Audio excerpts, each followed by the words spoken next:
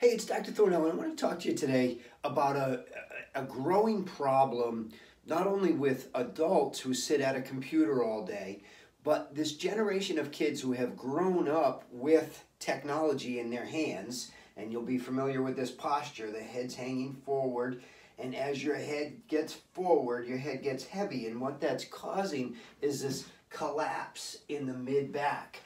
When you see an elderly person on occasion in the grocery store, the line in the bank, and they're all hunched over and their head's way out in front of them like this.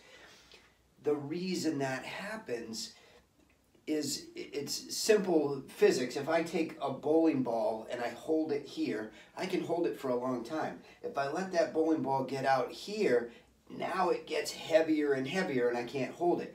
Well, as your head gets in the habit of being forward, it starts to pull your body forward and that mid-back collapses. Once that mid-back collapses, guess what? Your head's even further out in front of you and it causes this accelerated collapse within the mid-back. So what we all need to be aware of, number one, is not having our head hanging forward all the time. Number two, we need to strengthen our mid-back, and if you go through our videos, you'll see plenty of exercises for that. And the third thing we need to do is to continue to create mobility in that mid-back so that we're actually able to straighten up. When we do this long enough, this becomes us. So what we need to do is stretch out these muscles on the front side that actually shorten and give mobility to the joints of the spine that have done, if I'm doing it the right way here, as they fall forward, that mid-back gets fixed and stuck like a rusty hinge like this. So what I'm going to show you is a way to increase the mobility in those joints and get yourself more upright again. And again, there are tons of different videos. I've done a bunch myself. You can see on our YouTube channel, or if you watch our newsletters, lots of videos of exercises that do that. The problem with that is those exercises are a couple of seconds long or a couple of minutes long.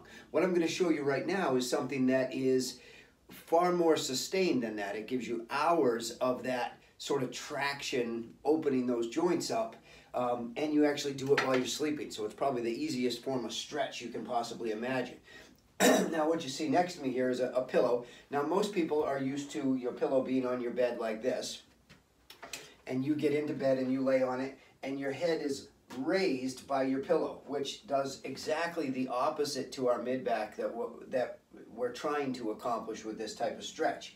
So what I'm going to propose to you and have you try on your own is to take your pillow and turn it the long way and have the bottom part of your pillow hit the mid part of your mid-back where that highest arcing part is. If we look at a spine, where the apex of that curvature is about here. That's where we want to have that pillow, and we're going to lay lengthwise on that pillow. So I'll give you a look at what that looks like here.